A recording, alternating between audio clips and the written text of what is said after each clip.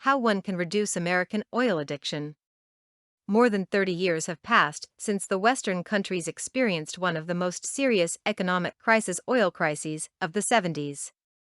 Undoubtedly, some technological innovations have been introduced and economies of most of Western countries are not so oil-dependent as in the middle of the 70s. Nevertheless, the economies of major developed nations still consume large amount of oil and energy resources. In my opinion, few people would argue that due to the development of today's world economy, the demand on the oil or energy resources can be saturated to the full extent in the nearest future. With rapid economic growth of China and more rapid economic growth in India, there are more than enough reasonable grounds to suggest that the demand on oil will be increasing in the next several years or even decades to come. The largest economy of the world, American economy, depends on oil and many energy resources as well. Despite the fact that the USA is one of the largest producers of oil in the world, it still has to import large amount of oil and other energy resources from various regions of the world.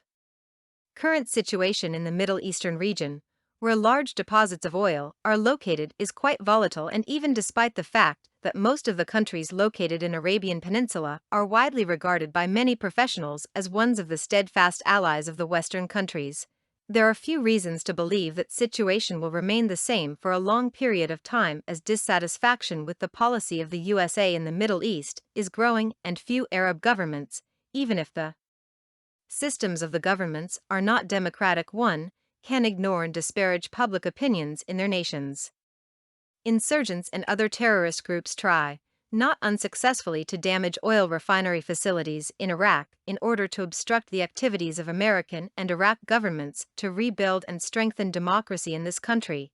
On the other hand, instability in Iraq does not allow optimists to think that the price on oil will somehow decrease in the nearest future. That is why so many specialists accepted favorably recent State of the Union address by the President of the USA, in which he stated that the USA would decrease its consumption of oil and become less oil-dependent nation. So how this problem can be resolved? What lessons actually were learned from the previous oil crisis?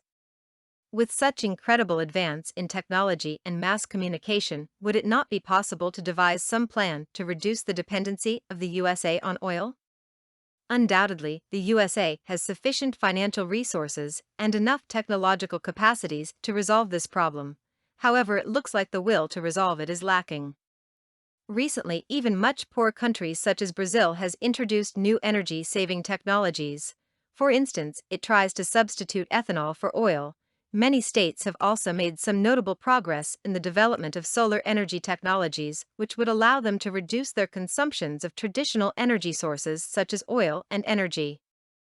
However, these nations are rather the exception from the rule. President has recently proposed increasing of the financing of research projects, which might lessen the impact of the looming crisis that the country could face in the next several years. Yet one could argue that these research programs will not produce substantial results in the nearest future. So the only solution might be effective introduction of existing energy-saving technologies that are already available in the USA and around the globe. For more content like this, please visit learnforfree.biz. Content produced and distributed by AllSuperInfo. All rights reserved. Discover the proven formula for automated sales and success that you can apply to your business in under 30 minutes. Reserve your seat at allsuper.info/webinar.